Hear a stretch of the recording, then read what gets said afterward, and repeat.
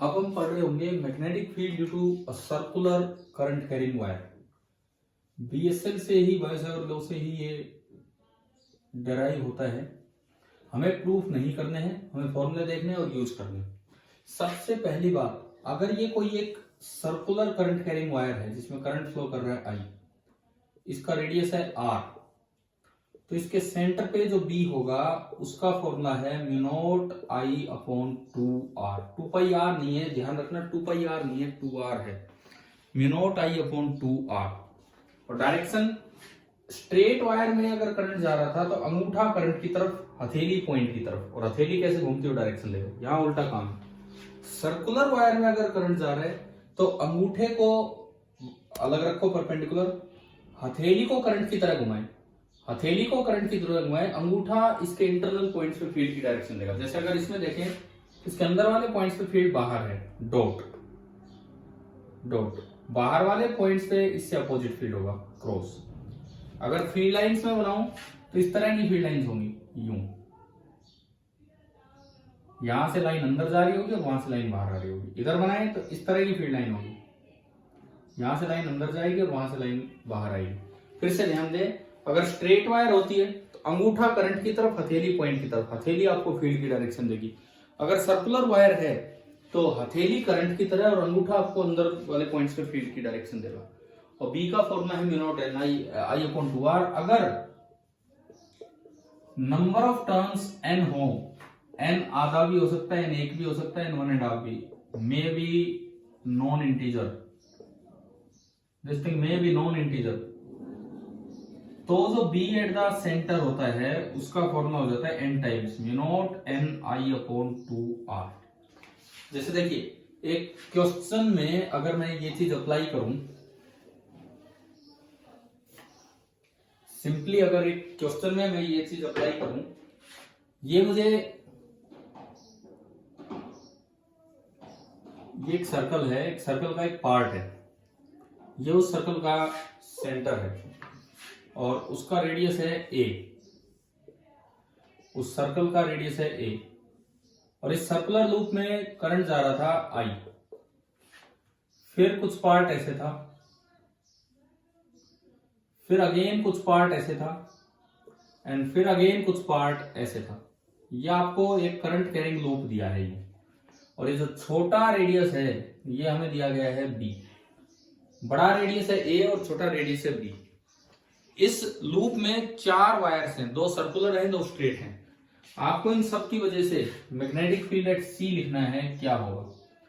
तो आप इसको ब्रेक कर लो, 1 2 3 एंड 4। मान लीजिए सेंटर पे ये जो एंगल है, सपोज कीजिए एंगल दिया है थीटा, मुझे एंगल दिया गया है थीटा। तो सबसे पहली बात, नंबर ऑफ टर्न्स कितने होंगे, that will be theta upon 2π। ये थीटा अगर जब तक वैल्यू ना दी हो तो डिग्री नहीं, रेडियन में मानते हैं।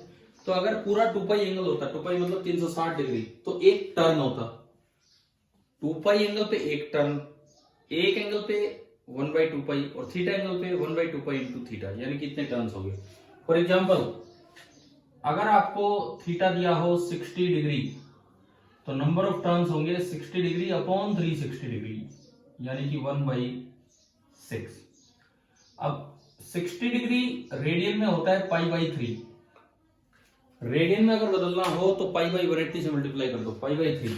तो यहां से भी अगर आप नंबर ऑफ टर्न्स निकालेंगे तो थीटा अपॉन 2π, π/3 अपॉन 2π, पाई से पाई गया, और ये जो नंबर ऑफ टर्न्स हैं, ये नंबर ऑफ टर्न्स आपके आगे 1/6। तो ऐसे हम निकाल सकते हैं। मान लो मैं थीटा 60 के लिए ये कर लूं, तो नंबर ऑफ टर्न्स है 1/6। अब देखो B1 पहले की वजह से सेंटर पे फील्ड, ये यूं है, करंट यूं जा रहा है, तो आप उंगलियों को यूं कर्ल कीजिए, अंगूठा अंदर की तरफ है, सेंटर तो अंदर वाला पॉइंट ही होता है, तो अंगूठा अंदर की तरफ है, तो B1 अंदर होगा। और सेंटर पे फील्ड का फॉर्मूला है म्यू नॉट n है 1/6 I अपॉन 2r, यानी कि ये आपका आया mu not I upon 12a inward.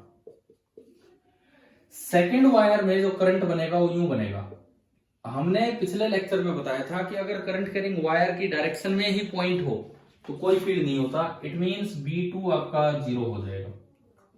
B3, अब ये फिर से एक सर्कुलर वायर है, वही 1/6 टर्न्स है, इसमें भी 1/6 टर्न्स है, तो इसकी वजह से अगर आप देखोगे तो ये फील्ड बाहर है, इसकी वजह से फील्ड बाहर है जिस तरह से, और ये हो जाएगा μ0 इंटू 1/6 इंटू I/2B, और बाहर की तरफ तो डॉट लगाऊं तो ये आया μ0 I/12B आउटवर्ड।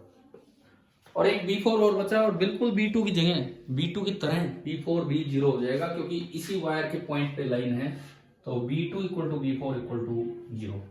नेट फील्ड देखना है तो B1 B2 का, B1 और B3 का वेक्टर सम करना होगा। नेट फील्ड अगर आपको देखना है तो B1 और B3 का वेक्टर सम आपको करना होगा। अब वेक्टर सम करने के लिए देखो, अपोजिट डायरेक्शन है तो बड़े में से छोटा घटाना होता है। अब बड़ा कौन सा है और छोटा कौन सा है, हमें बड़े में से छोटा घटाना है, तो कौन सा बड़ा कौन सा छोटा, इसके नीचे ए आ रहा है, ए बड़ा है, डिनोमिनेटर बड़ा है तो ये छोटा हो गया। It means B2 is greater than B1, तो जो B एट पॉइंट C होगा that will be equal to B2 नहीं, वो B3 है, B3 माइनस B1, और डायरेक्शन उसकी हो जाएगी जो B3 की है, डॉट मतलब आउटवर्ड, B3 माइनस B1 और डॉट उसकी डायरेक्शन है। जब आप B3 माइनस B1 करोगे तो ये आया μ0 I/12, ये तो कॉमन 1/B माइनस 1/A और डायरेक्शन आउटवर्ड। तो ये तरीका है कि कैसे हम किसी भी सर्कुलर वायर के सेंटर पे फील्ड निकालते हैं। किसी भी सर्कुलर वायर के सेंटर पे फील्ड निकालने का ये तरीका है। अब अगर इसको लिंक किया जाए स्ट्रेट वायर के साथ, सुपर इम्पोज करके ढंग से पूछा जाए, या तो स्ट्रेट वायर ऐसी ली जिनका 0 ही हो रहा है, तो ऐसे आप कितने भी सवाल बना सकते हो थोड़े थोड़े चेंजेस करके। जैसे देखिए, सपोज कीजिए ये एक स्ट्रेट वायर है, इनफाइनाइटली लॉन्ग वायर, इसमें करंट यूं आ रहा था, और इसने यहां एक सर्कुलर टर्न लिया, और ये वायर टूटी हुई नहीं है, ये वायर आगे निकल गई, टूटी हुई वायर नहीं है, ये वायर आगे निकल गई इस तरह से। तो अब पूछा जाए कि इसके सेंटर पे फील्ड बताओ अगर इसका रेडियस R है तो तरीका देखो क्या है, मुझे B एट सेंटर निकालना है कि कितना होगा, B एट द सेंटर। आप अगेन इसको 3 पार्ट्स में ब्रेक कर ले। पहला यहां तक सेमी इनफाइनाइट वायर और उसके एंड पे पॉइंट है, दूसरा कंप्लीट सर्कल, एंड तीसरा अगेन सेमी इनफाइनाइट वायर। अब मैं एक एक करके फील्ड निकालता हूं कि कितना होगा। सबसे पहले B1, तो B1 में एक सेमी इनफाइनाइट वायर है और बिल्कुल उसके एक एंड पे R है, करंट यूं है। अगर सेमी इनफाइनाइट वायर होगी तो अंगूठा करंट की तरफ, हथेली पॉइंट की तरफ, तो बाहर, तो जो B1 आएगा वो बाहर आएगा। कितना आएगा हमें पता है, सेमी इनफाइनाइट का लास्ट लेक्चर में पढ़ा था, μ0 I/4πr। अगर एक एंड पे पॉइंट हो तो ये बाहर की तरफ, ना सॉरी, μ0 I/4πr हो जाता है। B1 हो गया। अब B2 केवल एक सर्कल, लेकिन अगर ये करंट यूं आया तो ये देखो यहां से यूं गया यूं, तो इसका मतलब इसमें करंट की डायरेक्शन ये होगी, और फिर ये आगे निकल गया, टूटी हुई वायर नहीं है। तो सेंटर पे तो फिर एक सिंगल टर्न है, तो μ0 I/2R, और जिस तरह से टर्न है आप सर्कल की तरह उंगलियां घुमाएंगे तो अंगूठा बाहर आया, तो ये डॉट। और फिर जब आखिर में फिर से एक स्ट्रेट वायर बचेगा, तीसरा हिस्सा, तो उसके फिर से इस एंड पे पॉइंट C है, R डिस्टेंस दूर, और उसमें करंट यूं निकल लिया आगे, तो इसकी वजह से देखोगे तो अगेन बाहर है। तो इस बार तो भाई तीनों ही फील्ड बाहर आ गए, B3, और सेमी इनफाइनाइट है तो μ0 I/4πr बाहर की तरफ। अब टोटल फील्ड निकालना है, तो क्योंकि तीनों की तीनों फील्ड बाहर आ चुके हैं, तो जो B नेट होगा this will be equal to B1 plus B2 plus B3, and direction आपकी हो जाएगी आउटवर्ड।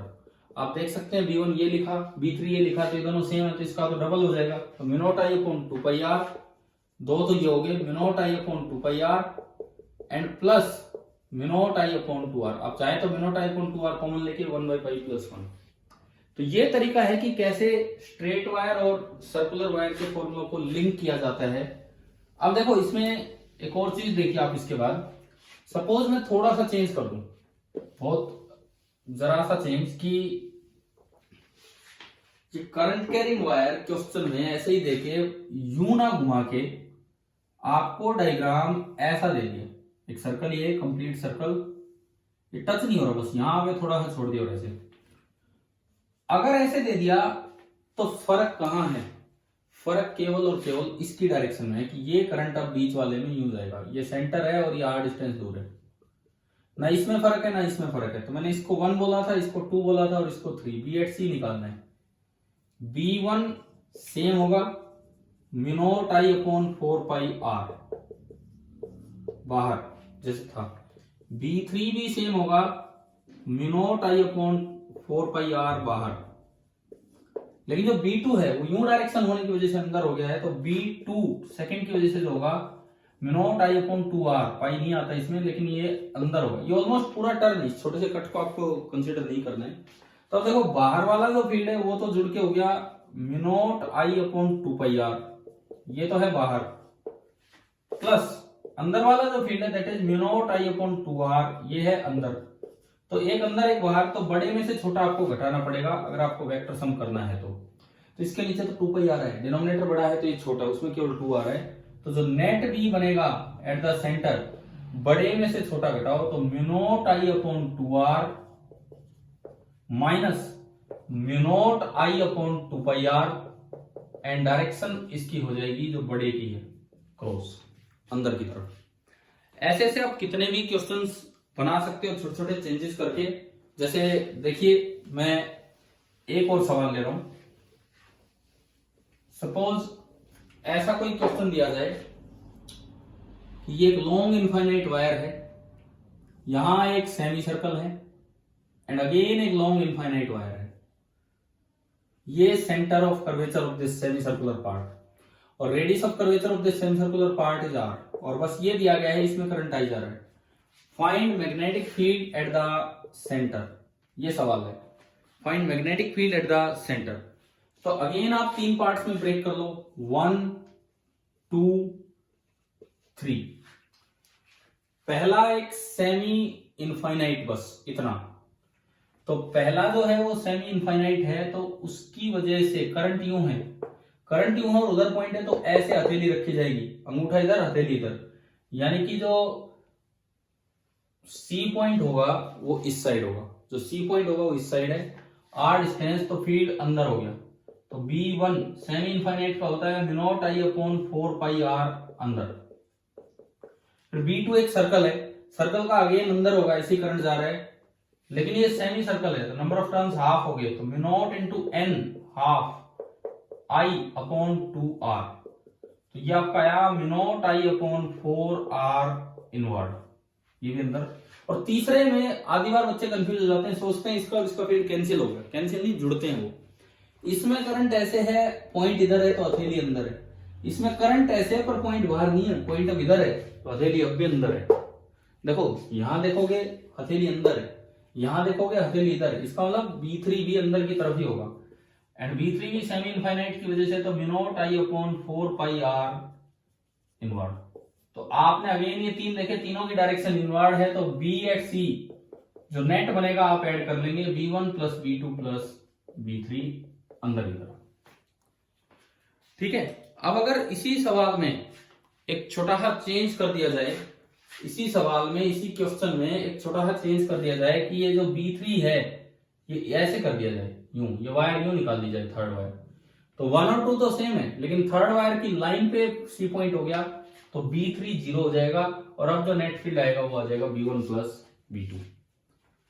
अगला चेंज, अगर मैं 1 वायर को भी ऐसे कर दूं इधर और ये करंट है, अब पूछा जाए तो B1 भी 0 हो जाएगा, B3 भी 0, तो answer will be only B2 जो हमने यहां लिख लिया। तो इस तरह से छोटे छोटे चेंजेस करके आपसे क्वेश्चंस पूछे जा सकते हैं। तो इस लेक्चर में मैंने आपको पढ़ाया कि एक सर्कुलर वायर के सेंटर पे कितना मैग्नेटिक फील्ड होता है, और सर्कुलर वायर और स्ट्रेट वायर के मिक्स करके सुपर इम्पोज करके नेट फील्ड कैसे निकाला जाता है। Thank you.